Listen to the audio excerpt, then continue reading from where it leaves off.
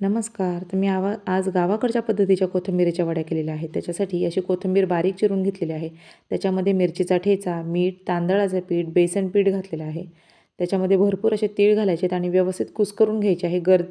गरज वाटली तरच पाणी घालायचं आहे आपल्याला त्याच्यामध्ये आणि त्याचे असे गोळे करून घ्यायचे आहेत. तुम्ही बघू शकता मी खूप कमी प्रमाणात पाणी घातलेलं आहे आणि असे उंडे करून घेतलेले आहेत. तर मी एकीकडे गॅसवरती इडलीच्या कुकरच्या भांड्यामध्ये मी पाणी गरम करायला ठेवलेलं आहे आणि आपल्याला त्याच्यावरती ह्या कोथिंबीरीच्या वड्या वाफवायला ठेवायच्यात. तर 20 मिनटं वाफवायला ठेवायच्या आहेत. तर हा व्हिडिओ तुम्हाला कसा वाटला कमेंट करून नक्की सांगा. आवडल्यास लाईक करा, तुमच्या मित्रमैत्रिणींना शेअर करा आणि सबस्क्राईब केलं नसेल तर सबस्क्राईब करा. तर आपल्या वाफवून झालेल्या आहेत. थोड्या थंड झाल्या की मी ह्या अशा छान तळून घेणार आहेत. तर कुरकुरीत कोथिंबीरीच्या वड्या कशा झाल्यात मला कमेंट करून नक्की सांगा. फेसबुकला पाहत असेल तर फॉलो करा, इन्स्टाला पाहत असेल तरी फॉलो करा. तर व्हिडिओ शेवटपर्यंत पाहिल्याबद्दल धन्यवाद.